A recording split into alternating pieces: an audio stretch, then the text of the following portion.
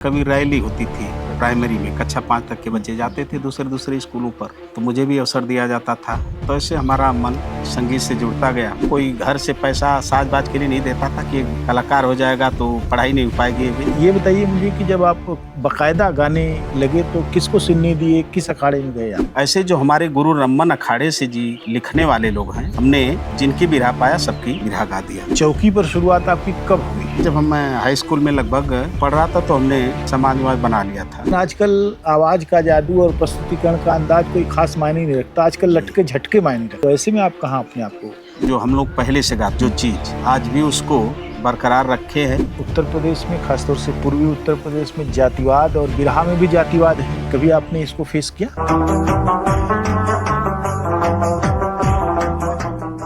गाजीपुर, आजमगढ़ और मऊ के सीमांत के गांव के निवासी गायक सूबेदार सरोज अब किसी परिचय के मोहताज नहीं हैं।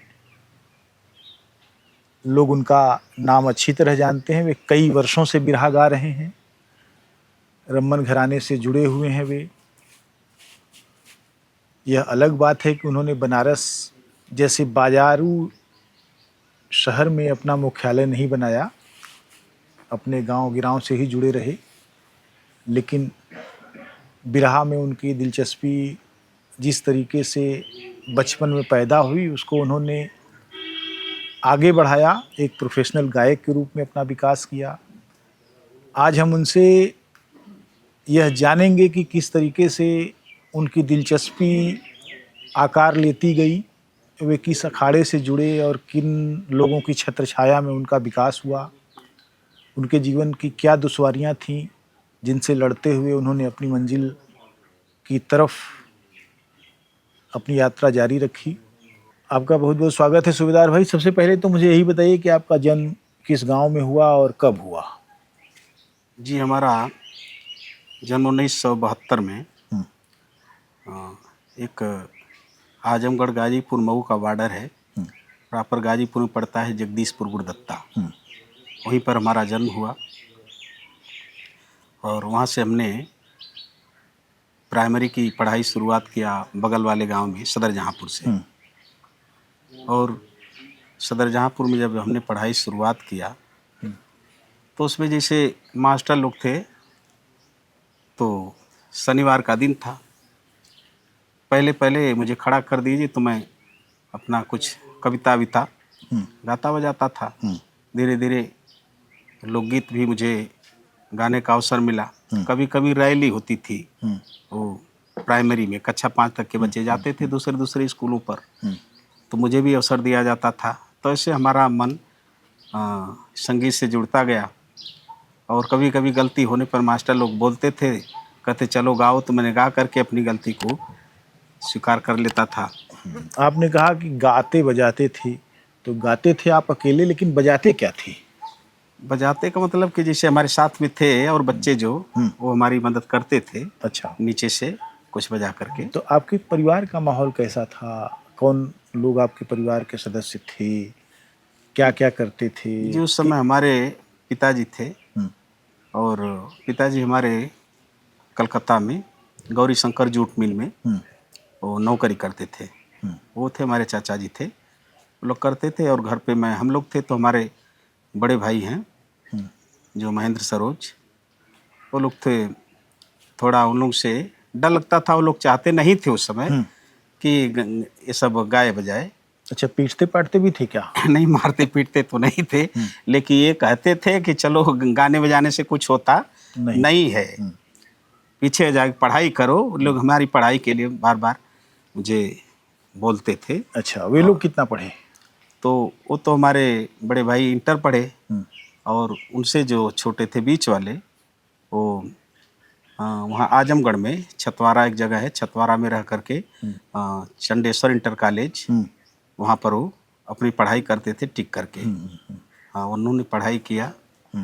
और पढ़ाई करने के बाद जो बड़े भाई हैं वो चले गए वो दिल्ली में फ्रूट मंडी में, आज़ादपुर। वो अपना मंडी में जाकर फ्रूट का कारोबार करने लगे। और जो हमारे बीच वाले भाई थे वो अपना रेलवे में भर्ती हो गए, आरपीएफ में, रेलवे पुलिस बन करके आए। वो इस समय वहाँ लखनऊ में सब इंस्पेक्टर हैं रेलवे में। जी। तो ऐसे ऐसे जब वो लोग घर छोड़कर अपना अपना काम के लिए चले गए तो हमें अच्छा मौका मिल गया कि मुझे थोड़ा डर और कम हो गया हमको। अब मैं फ्री हो गया, बाबूजी थे नहीं, माता जी की शौक थी कि लड़का हमारा गाएगा, वो कभी गाने के लिए रोक टाप क्या बात है, जब नहीं करती थी। धरती माता ही चाहती हैं कि ये पेड़ जो है यहाँ पनपे तो दूसरा कौन उखाड़ सकता है। जी जी। तो माँ की इच्छा थी, जब हम गाते बजाते तो उसको भी अच्छा लगता था। तो कभी कभी जैसे पहले ये बारात तो रात गाँव में आती थी तो उसमें भी रहा उरा का कार्यक्रम अक्सर होता था। तो जो दूर दूर से कलाकार आते थे हमारे गांव में बारात रात में गाने के लिए, तो गांव वाले उस समय जानते थे कि लड़का थोड़ा बहुत गाता है, तो गांव वाले जुट करके और उनसे बातें करके हमको चढ़ा देते थे मंच पर चढ़ाते थे। तो गांव वाले अपना जुट कर पैसा देते थे हम लोग को। अच्छा। पैसा वैसा दे देते, हमारा मन उधर ही, अब जिधर से पैसा आता है उधर ही धीरे धीरे उत्साह जी बन गया। हाँ उत्साह बदलने लगा। और मुझे कोई रोकने वाला नहीं था, तो इधर उधर से साज बाज के लिए थोड़ा जुगाड़ हो गया। कोई घर से पैसा साज बाज के लिए नहीं देता था कि कलाकार हो जाएगा तो पढ़ाई नहीं हो पाएगी अभी, लेकिन हम अपने किसी तरह से अपनी सारी व्यवस्था कर लिया। और धीरे धीरे ढोलक बजाने वाले, हारमोनियम बजाने वाले। तो पढ़ाई कितनी की आपने? हमने इंटर तक पढ़ा। इंटर तक पढ़ा जी। मैंने आपके घर का बैरियर इंटरमीडिएट तक है जी। ये बताइए मुझे कि जब आप बाकायदा गाने लगे तो किसको सुनने दिए, किस अखाड़े में गए आप? सर इससे है कि जब हम थोड़ा गाना बजाना अब घूम करके थोड़ा गाने लगे तो हमारा ननिहाल पड़ता आजमगढ़ जिला में एक टेंगरपुर गांव है। तो टेंगरपुर गया तो वहाँ के एक कवि थे, तो हमको देखे, मेला लगता था, अड़बंग नगर मेला एक है, उसमें लोग गा रहे थे, उसमें हमने गाया तो कह के लड़का की आवाज़ ठीक है, गा लेगा, इसको सिखाया जाए।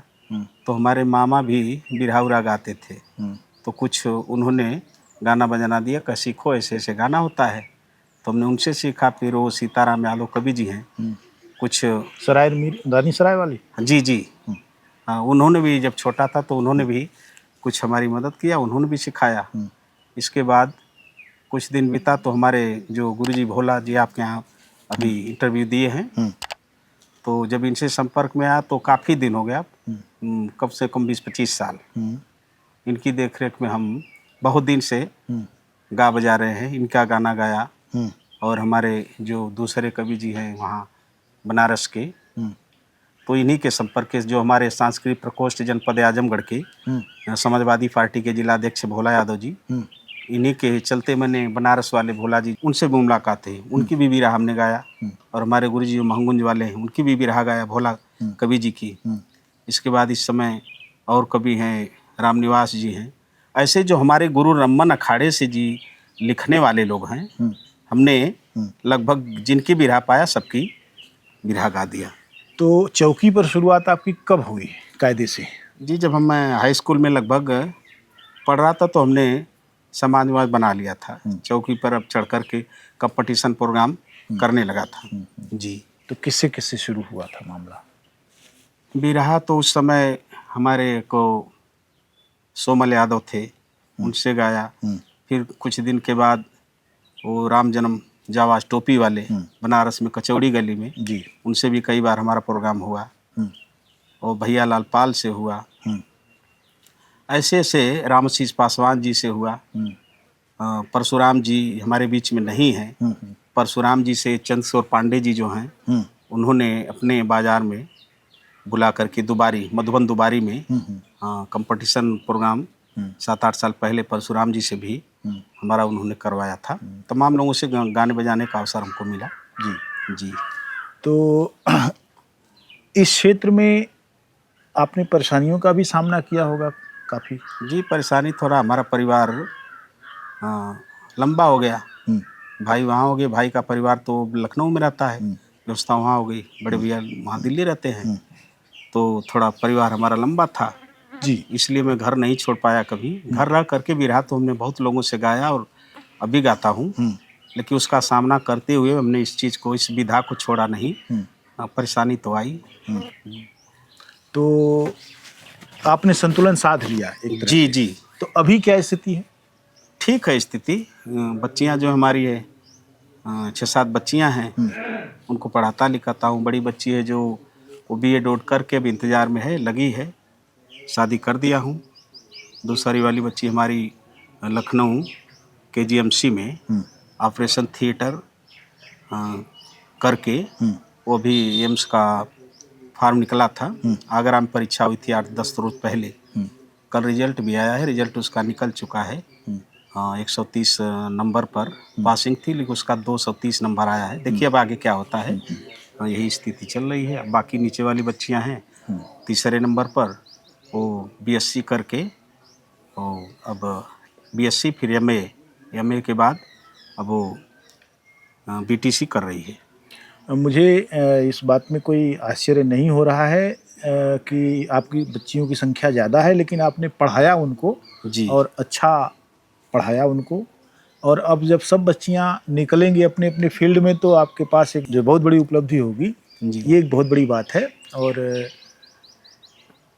तो ये मुझे बताइए कि आपके घर में अभी बिरहा उराहा की तरफ किसी का रुझान है? नहीं सर, अभी तो लड़का जो छोटा वाला एक लड़का है सबसे पीछे वाला, पढ़ाई लिखाई उसकी चल रही है। अभी इधर सोच भी नहीं रहा हूँ, जी। क्योंकि आने वाला दिन बहुत अच्छा नहीं समझ में आ रहा है। क्योंकि हम लोग अब बनारस से दूरी पड़ जाते हैं। जो बनारस में गया पहले समय दिया वो ज़्यादा कामयाब हुआ, हम लोग थोड़ा सा पीछे रहे। दूरी छूट गए। लेकिन बिरहा की जो पूरी बनावट और पूरी संरचना है वो भी बदल रही है। जी जी पहले जब आप शुरू हुए जी तो थोड़ा एक खास तरह का मामला था कि आवाज़ का जादू भी चल सकता है, जी जी प्रस्तुतिकरण और अंदाज भी हाँ, सब हिट अलग हो था। सकता था। जी लेकिन आजकल आवाज़ का जादू और प्रस्तुतिकरण का अंदाज कोई खास मायने नहीं रखता, आजकल लटके झटके मायने रखते हैं। जी जी तो ऐसे में आप कहाँ अपने आप को पाते हैं? सर, जो जैसी स्थिति बनती है, कलाकार जैसा मिल जाता है सामने, तो बहुत ज़्यादा तो नहीं, कुछ तो हम लोग भी जवाब दे लेते हैं गा बजा करके, दिक्कत नहीं। हाँ, ये है कि कभी कभी ऐसा है कि देखिए इस माहौल को देख करके आदमी कभी कभी कहते अरे भाई उधर से देखिए थोड़ा नाच गाना हो रहा है, आप भी देखिए, लेकिन वो हो नहीं पाता है हम लोगों जवाब से। देना एक चीज़ है, लेकिन वास्तव में अपने हिसाब का गाना जी और रेगुलर गाना ये बहुत जी बड़ी चीज़ है और अलग जी चीज़ है। जी इस कसौटी पर कहाँ हैं आप? इस समय देखिए, जो हम लोग पहले से गाते थे जो चीज़, वो आज भी उसको बरकरार रखे हैं। पुरानी चीज़ को लेकर तो चलबे करते हैं। जो नई चीज़ें हैं, तो नई चीज़ें में जो धुन तर्ज बहुत ज़्यादा निकल चुका है, उसमें जहाँ तक ले समझ में आता वहाँ ले हम लोग गा बजा लेते हैं। हाँ, यही स्थिति है। सबसे हिट बिरहा कौन सा आपका था? जी, बिरहा तो लगभग गाने में हमने बहुत गाया, बिरहा सभी लगभग ठीक थी। और एक बिरहा वो भरत कवि जी हमारे बीच में नहीं है, वो जमा लिखे वाले। थे। हाँ, नहीं, उनकी बिरहा भी मैंने गाता था, बड़ा अच्छा लगता था। उस बिरहा को विश्वनाथ जी गाए हैं उसमें। विश्वनाथ जी से भी आपका संपर्क है? जी, बहुत अच्छा संपर्क है। वो हमको गवाए भी हैं, कंपटीशन कार्यक्रम एक आध बार गवाए। हाँ, अच्छा लगाव था हमारा। आज भी है, उनके घर आना जाना भी हम लोग का है। जी। जी अभी जो तमाम सारी चीज़ें बदल गई, जैसे तवा आया, फिर तवा गया, फीता आया, फीता गया, सीडी आई, जी फिर अब जो है फ्लॉपी, और ये क्या बोलते हैं अभी इंटरनेट आ गया। जी इन सब माध्यमों में कितने माध्यमों में आपका बिरहा है? अब इस समय देखिए यूट्यूब जो चैनल चला, चैनलों में है कार्यक्रम बहुत हैं, बहुत ज़्यादा कार्यक्रम। सबसे ज़्यादा लगभग समाजवादी पार्टी जनपद आजमगढ़ के हम सांस्कृतिक प्रकोष्ठ के जिला उपाध्यक्ष हैं, और हमारे गुरुजी वो अध्यक्ष हैं। तो सबसे ज़्यादा यूट्यूब पर समाजवादी पार्टी की हमारी गीत है। बिरहा में 2-3 बिरहा हमने, जैसे को बिरहा जल्दी में 7-8 महीने पहले कांड निकला था, 2-3 उसमें कांड भी हमने चैनल पर दिया है। अच्छा, जैसे उत्तर प्रदेश में, खासतौर से पूर्वी उत्तर प्रदेश में जातिवाद और बिरहा में भी जातिवाद है, कभी आपने इसको फेस किया? नहीं सर, हमें तो लगता है कि ऐसा हमारे सामने समस्या नहीं, चूँकि हमने पूरी ज़िंदगी, और सबसे बड़ी बात यह है कि सबसे ज़्यादा कराने वाले बिरहा जो यादव वर्ग ही है हमारी समझ से। और हमारी पैठ भी उन लोगों में बहुत दिन से, ज़्यादातर लगाव भी उन्हीं लोगों से है, और उन्हें पा करके और भी लोग गवा लेते हैं, हर जात में गवा लेते हैं, लेकिन थोड़ा उनमें ज़्यादा लोग चॉइस करते हैं, वो गवाते बजवाते हैं। अच्छा। अच्छा लगा हमारा। ये जो पूरी आपकी यात्रा है, जी आज लगभग 2025 जी जी है, जी 1/4 सदी बीत गई है और समय हमेशा आगे बढ़ रहा है, बदल रही हैं चीज़ें। जी। उस समय में आप अपने को कहाँ पाते हैं? बिरहा का पूरा जो परिदृश्य है, पूरा बिरहा का जो पूरा इतिहास है, उसमें क्या जगह आपको लगता है कि आपकी है? जी, ऐसा है कि आज के 3-4 साल पहले, जब कोरोना काल था, उसके पहले की बात बता रहा हूँ। हम लोग बहुत ज़्यादा बिरहा, भले ही बनारस से दूरी थी, लेकिन बिरहा बहुत हम गा लेते थे। ऐसा लगाव था कि बिरहा बहुत गाते थे। सोना मुश्किल था उस समय। लेकिन जब कोरोना काल आया, उस कोरोना काल में बिरहा कम हुई। कुछ दिन तक बिरहा हम लोग नहीं गाए और उस स्थिति में अब लगता है कि उसका असर बहुत ज़्यादा कोरोना काल में तो था ही, उसके बाद भी उसका असर दिखाई देता है कि पहले इतनी बिरहा हम लोग नहीं गा पाते हैं। जी। मैंने जो सवाल पूछा उसका अर्थ ये था कि बिरहा का इतना बड़ा जो विस्तार है, जी उसमें सम्राट, बादशाह, फलाना ढिकाना बहुत से लोग हैं। जी जी आप अपने आप को कहाँ पाते हैं? सर, हम लोग एक देखिए बीच वाले कलाकार हैं। हम लोग सम्राट नहीं हैं, बीच में है। जितना मान सम्मान मिलता है, एक कलाकार समझते हैं अपने आप को कि हम लोग बिरहा गा बजा लेते हैं। अब वो सम्राट वाली बात तो बहुत दूर है हम लोग को। जी। तो आपने अपना परिवार बिरहा गाकर अच्छी तरह चला जी लिया। जी, चला लेते हैं, अभी चल रहा है। जी जी, बहुत अच्छा, बहुत बहुत धन्यवाद जी, इसके बीच सूबेदार भाई। में मैं 10 साल लगातार प्रधान भी रहा हूँ। अच्छा। जिला पंचायत का चुनाव भी लड़ा हूँ। हाँ, 2 बार प्रधान रहा हूँ। बहुत बहुत धन्यवाद सूबेदार भाई। और मैं चाहूँगा कि आप जो है जी अपनी कुछ वानगी पेश करें, ताकि जो हमारे चैनल को देखने वाले लोग हैं वो आपसे रूबरू हो सकें, आपको जाने कि सूबेदार ठीक भाई है। की ये ऊंचाई है।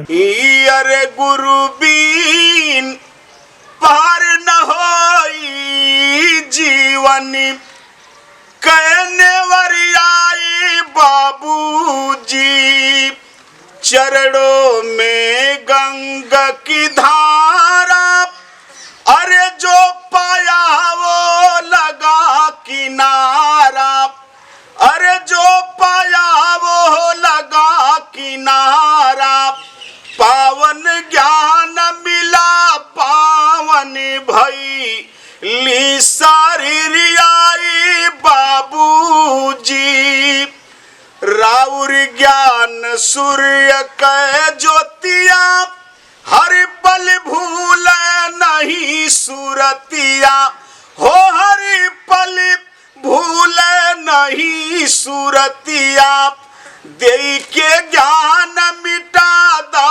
हमारी अब फिकरियाई बाबूजी, रमन कबीवर राम निवास, अरे भोला मास्टर चरण के दास, हो भोला मास्टर चरण के दास, अब हिन सूबेदारई बाट निपटया नरियाई बाबूजी, अब ही सूबेदारई बाट निपटया नरियाई बाबूजी।